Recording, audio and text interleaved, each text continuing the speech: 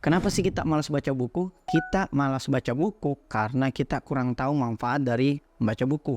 Banyak yang berkata bahwa untuk apa baca buku? Gak ada manfaatnya, gak ada uangnya. Kan sekarang udah ada internet, udah ada ChatGPT. Nah, baca buku dan baca di media lainnya tentunya memiliki perbedaan. Nah, apa sih manfaat kalau kita baca buku? Nah, manfaat dari baca buku secara umum tentunya adalah meningkatkan kecerdasan kita. Nah, kalau kita mau spesifikkan lagi, kecerdasan yang dimaksud adalah kecerdasan spiritual. Kita jadi lebih bijaksana. Kecerdasan intelektual, kita jadi lebih kreatif dan melatih konsentrasi kita. Kita jadi cerdas secara sosial, membuat kita mudah bergaul. Kecerdasan fisikal kita bertambah, dalam hal ini ya mencegah penyakit neurologis, misalnya kayak Alzheimer dan lain-lain. Dan tentunya melatih kecerdasan finansial kita, yaitu meningkatkan skill dan produktivitas kita. Schopenhauer pernah berkata bahwa membaca setara dengan berpikir menggunakan pikiran orang lain. Dengan membaca, kita akan menelusuri pikiran dan pengalaman orang lain dan memanfaatkannya pada pikiran dan pengalaman kita. Kita malas baca buku mungkin karena kita kekurangan motivasi. Mungkin kita merasa ya berat banget, atau baru baca dikit ya ngantuk, atau hidup lagi capek-capeknya kita malah disuruh baca buku. Padahal kan kita tidak termotivasi itu karena kita mungkin kurang tahu cara motivasi itu berjalan. Apa sih motivasi itu? Motivasi itu ya dorongan agar kita bertindak. Ya analoginya kayak bahan bakar bagi kendaraan, sehingga bahan bakar itulah yang memacu orang untuk bertindak atau kendaraan untuk bergerak. Nah, motivasi itu terbagi dua, motivasi internal dan motivasi eksternal. Motivasi internal itu ya berasal dari dalam diri, sementara eksternal itu berasal dari luar diri. Motivasi internal pun terbagi dua. Ada motivasi internal yang positif, ada motivasi internal yang negatif. Yang positif misalnya, ya saya harus membaca agar hidup saya berubah. Sementara motivasi internal yang negatif bukan berarti ya salah, tetapi sifatnya negasi. Misalnya, saya harus membaca agar saya tetap relevan atau agar saya tidak ketinggalan. Sementara motivasi luar diri atau motivasi eksternal itu juga dua, yang positif dan negatif. Misalnya yang positif adalah, kamu cerdas bro, misalnya kayak pujian tuh. Sementara yang negatif itu berupa kritik. Emang kamu siapa mau ngajarin orang untuk tips membaca dan sebagainya. Sehingga cara meningkatkan motivasi adalah pertama kita sadarkan diri kita bahwa kita mengubah diri kita dengan membaca. Yang kedua, ingatkan diri bahwa hanya dengan membaca kita tetap relevan.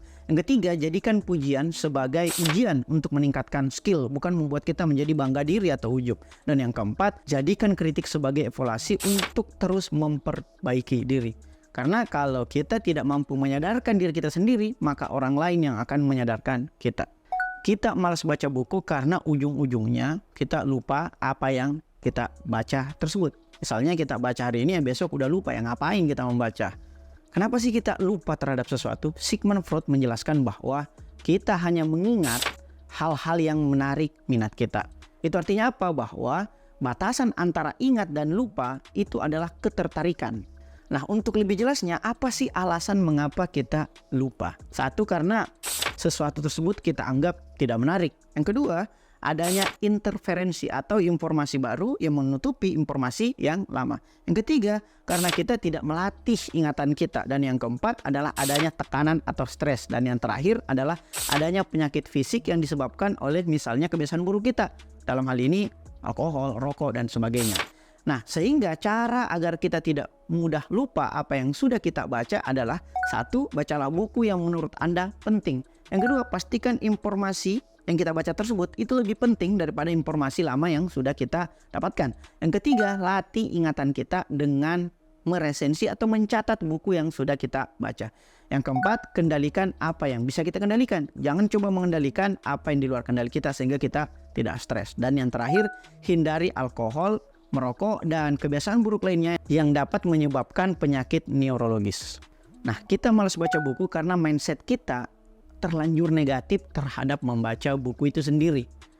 Nah, misalnya kita merasa bahwa ya baca buku itu berat, baca buku itu ribet, baca buku itu ya bikin ngantuk, baca buku itu ya buang-buang waktu, atau bahkan ada juga yang mengatakan bahwa baca buku itu bikin cepat botak. Padahal semua mindset yang terbangun itu adalah berasal dari cara pandang kita terhadap buku yang mungkin berasal dari parenting, sekolah, dan lingkungan kita.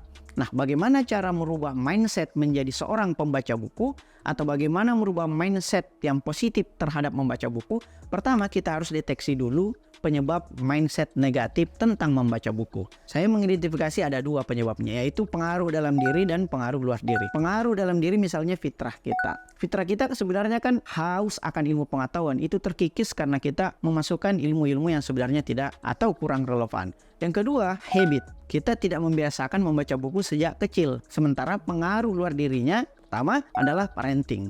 Kita tidak dididik menjadi pembaca buku yang baik sejak kecil. Yang kedua adalah pendidikan kita. Nah, sekolah itu menitik beratkan pada kegiatan menyimak, bukan pada kegiatan membaca. Yang ketiga itu lingkungan kita. Kita mungkin tidak berada pada lingkungan pembaca. Sehingga langkah kedua yang dapat kita lakukan adalah bangun kembali mindset positif tentang membaca buku. Dalam hal ini, bahwa membaca itu mudah karena dapat memenuhi rasa ingin tahu kita. Yang kedua, agar kita tidak ngantuk, membacalah di saat bangun. Bukan membaca di saat kita mau tidur, atau bukan membaca di saat ada waktu luang. Tapi kita harus meluangkan waktu untuk membaca. Yang ketiga, baca buku bukan penyebab kebotakan. Justru baca buku itu dapat mencegah penuaan dini dan penyakit-penyakit neurologis lainnya. Yang keempat, baca buku itu menjadikan waktu kita lebih bermakna, bukan buang-buang waktu.